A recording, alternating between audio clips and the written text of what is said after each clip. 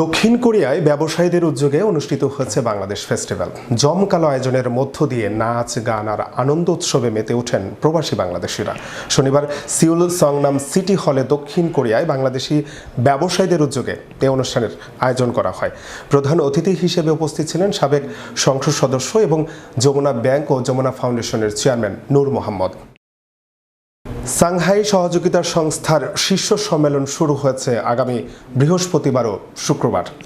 উজবেকিস্তানের সমরখন্দে 2 দিনব্যাপী এই শীর্ষ সম্মেলনে ভারত, পাকিস্তান ও চীনের বিভিন্ন দেশের রাষ্ট্রপ্রধানরা যোগ দেবেন।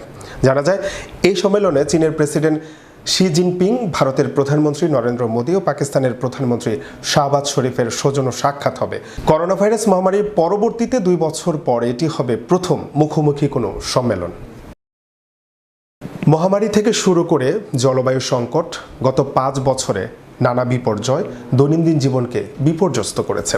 আর এসব বিপর্যয় থেকে সৃষ্ট অর্থনৈতিক অনিশ্চয়তা বিভিন্ন দেশের অসংখ্য মানুষকে ঠেলে দিয়েছে আধুনিক দাসত্বের দিকে। বিস্তারিত ডেস্ক রিপোর্টে।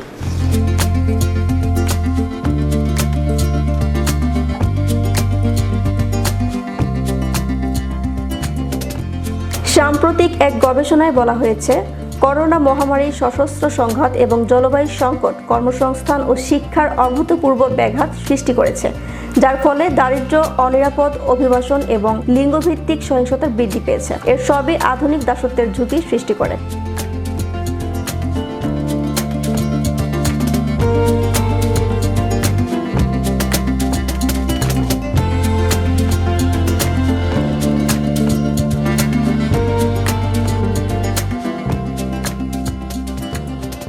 সোমবার আন্তর্জাতিক শ্রম সংস্থা ILO, মানবাধিকার সংস্থা ওয়াকফি এবং আন্তর্জাতিক অভিবাসন সংস্থা IOM সংক্রান্ত এক যৌথ প্রতিবেদন প্রকাশ করেছে।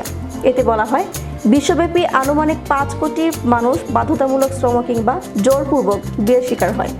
2016 সালের পর থেকে এই পর্যন্ত যা 25% বেড়েছে।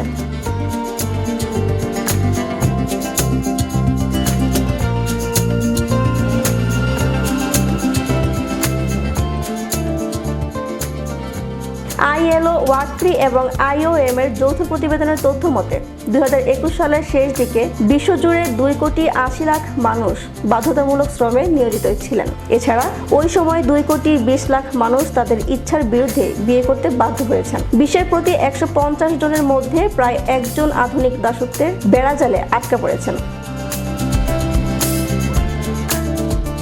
সুমাইয়া তালুকদার, বিশ্ব বাংলা নিউজ 24।